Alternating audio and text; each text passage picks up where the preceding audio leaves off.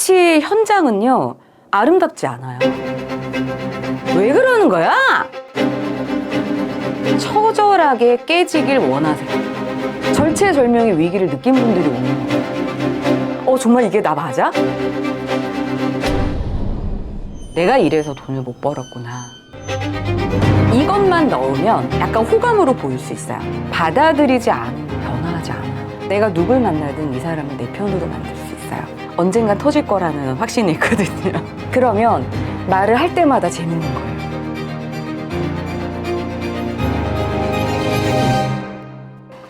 스피치를 자기 개발하려고 배우는 사람은 한 명도 없어요. 스피치는 머니, 돈입니다. 그러니까 내가 이 입찰 PT에 성공하지 않으면 우리 회사는 회생이 불가능한 거예요. 그리고 내가 세일즈를 하는데 내가 영업 스킬이 없어요. 그럼 우리 가족은 어떻게 되는 거예요? 내가 면접을 봐서 합격을 해야 부모님에게 효도도 하고 정말 더 나은 나를 만날 수 있는 거잖아요. 스피치 현장은요, 아름답지 않아요. 절체절명의 위기를 느낀 분들이 오는 거예요. 그래서 나의 자존감을 개발하고 싶다, 자신감을 얻고 싶어, 이게 아니라 궁극적으로는 돈이에요. 돈을 벌어야 한다, 더 벌고 싶다, 돈을 안 벌면 안 된다. 그렇기 때문에 본인의 현재 말하는 스피치 스타일에 대해서 이야기를 해줬을 때 처절하게 깨지길 원하세요. 오히려 제가 안 깨트리면 더 해달라고, 더 자기에 대해서 진짜 객관적으로 알고 싶다고. 그럼 그럴 때 제가 이제 그냥 처절하게 말씀을 드려요. 그때 그 순간은 힘들지만 그 순간을 받아들일 만큼의 위기이기 때문에 그걸 다 받아들이고 수용을 이제 하시죠. 근데 교육은 받아들이지 않으면 변화하지 않아요. 자기의 객관적인 상황, 내가 지금 이것밖에 안 되는구나, 정말 나한테 이런 문제가 있구나. 근데 중요한 건 이게 자기 비난으로 끝나지 않게끔 한다는 거죠. 이게 후회, 죄책감으로 끝나게 하지 않는다는 거예요, 교육은요. 내가 지금 이런 잘못이 있었고, 그래서 사람들이 이렇게 나를 대했고, 그리고 내가 이래서 돈을 못 벌었구나 라는 거를 알게 하고, 그런 나지만 나는 나를 좋아할 거야. 왜냐면 나의 강점이 있으니까. 말씀드려요. 너무 잘하신다고. 이런 강점이 있기 때문에 남의 옷과 남의 신발이 아닌 당신만의 옷과 당신만의 딱 맞는 신발을 신으시라고. 그러면 달라져요. 근데 이런 피드백을 할 때 저만의 원칙들이 있어요. 첫 번째는 너무 한꺼번에 많이 주는 게 아닌 거죠. 한 번에 하나씩. 두 번째는 제 피드백을 못 소화시키더라도 저는 그냥 다음 단계로 넘어가요. 언젠간 터질 거라는 확신이 있거든요. 기저에는 서로 간의 신뢰인 것 같아요.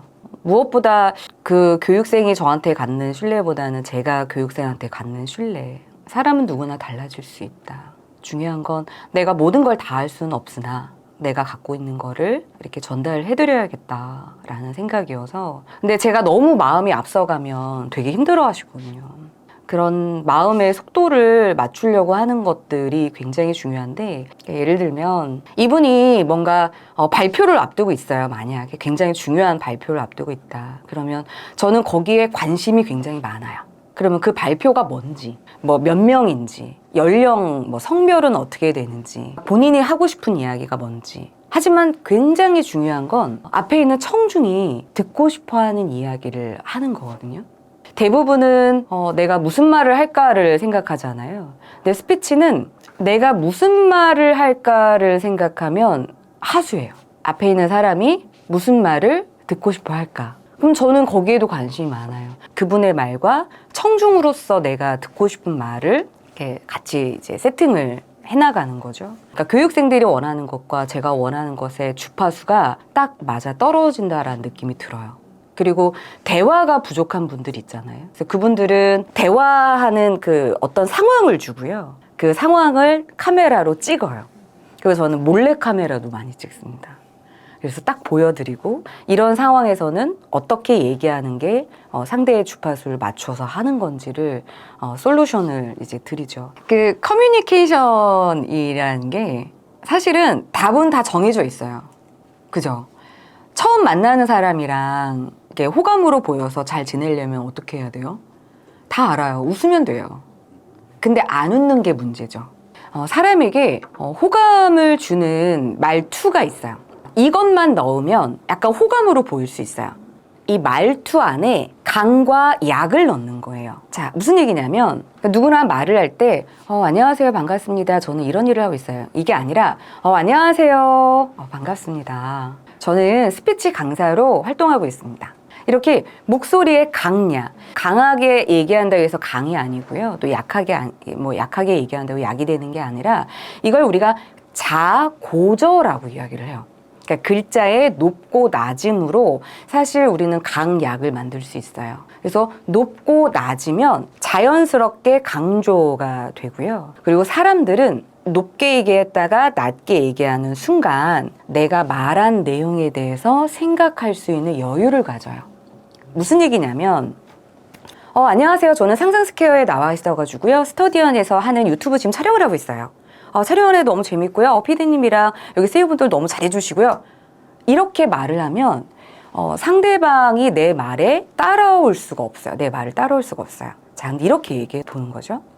안녕하세요. 저는 지금 왜 상상스퀘어에 나와 있는데요.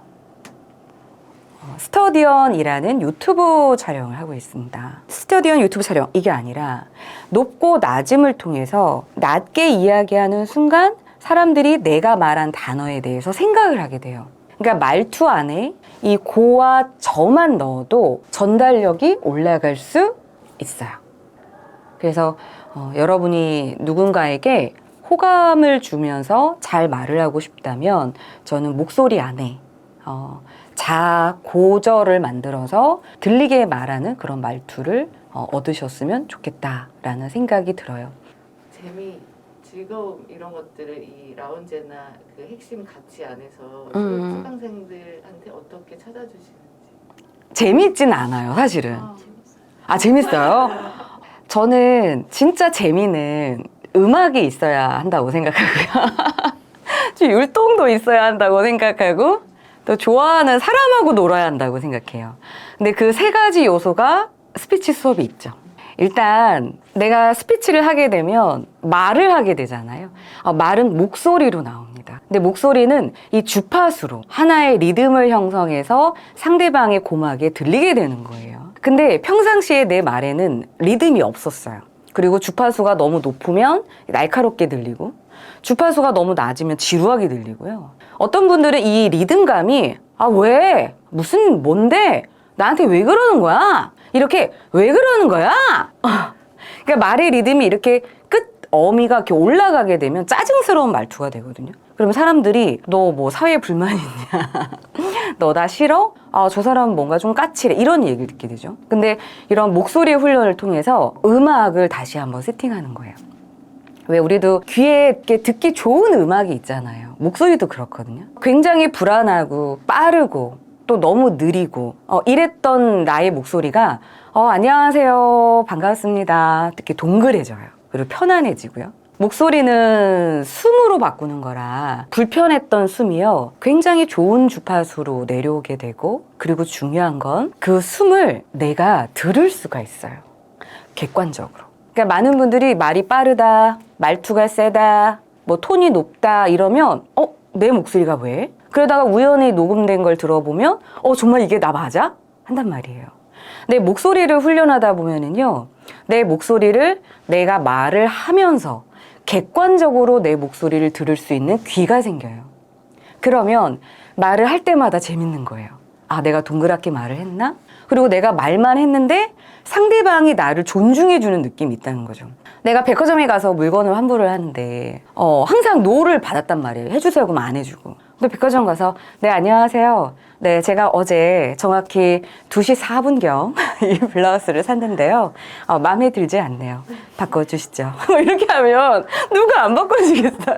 그러니까 내가 목소리 하나, 말투 하나, 리듬을 바꿨을 뿐인데 상대가 나한테 호의적이라는 거예요. 그럼 생각해 보세요. 내가 누굴 만나든 이 사람을 내 편으로 만들 수 있어요. 이 사람의 존중을 받을 수 있어요. 그러면 그런 사람들하고 만나고 비즈니스하고 어떻게 안 즐겁겠어요.